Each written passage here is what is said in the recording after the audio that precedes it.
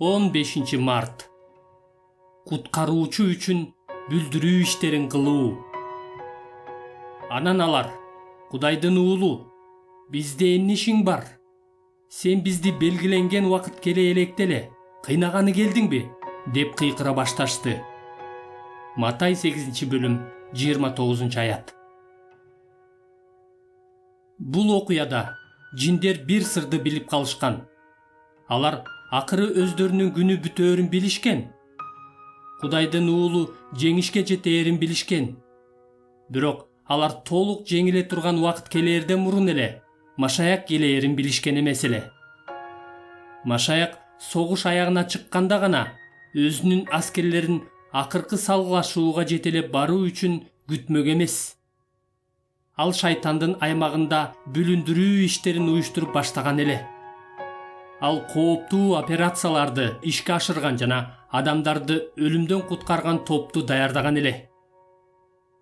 Акыркы чечүүчү жеңиштен мурун эле көптөгөн тактикалык жеңиштерге жетүүнү пландаштырган эле. Ошондуктан азыр согушта жүргөн биз мындай ой жүгүртүшүбүз керек. Шайтан өзүнүн күнү бүткөнүн так билсе, ал бизди өзүнүн артынан ээрчүүгө азгырса, биз ага ушул чындыкты эстетсек болот. Аны шылдыңдап: сен акылыңдан адашып калгансың го. Жеңилип жаткан тарапка ким кошулмак эле деп айтсак болот. Жыйын бул дүйнөнүн төрөсүнүн бийлигинен эркиндикке чыккан душман. 2-Корунтуктар 4-бөлүм 4-аят. Биз партизандар жана кайра-кайра шайтандын тынчын алган адамдарбыз.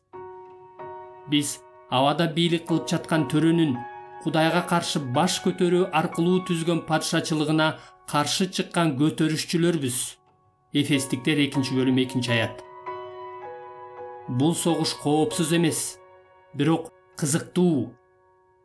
Көптөгөн адамдар өмүрлөрүнөн айрылат. Шайтандын күчтөрү бүлүндүрүү иштерин уюштургандарды издеп жатат. Машаяк болсо өлгөнгө чейин күрөшкөндөрдүн баарына кайра тирилүүнү убада кылат. Бирок ал ыңгайлуу жашоону, бул дүйнөнүн бизди кабыл алышын же душмандын аймагында гүлдөп өскөн жашоо берүүнү убада кылган эмес. Көптөгөн адамдар биздин аскер башчыбыз үчүн душмандын аймагына кирип барып, өз жандарын жан дили менен курмандыкка беришкен. Менин оюмча, мындан өткөн жакшы жашоо же өлүү жолу жок.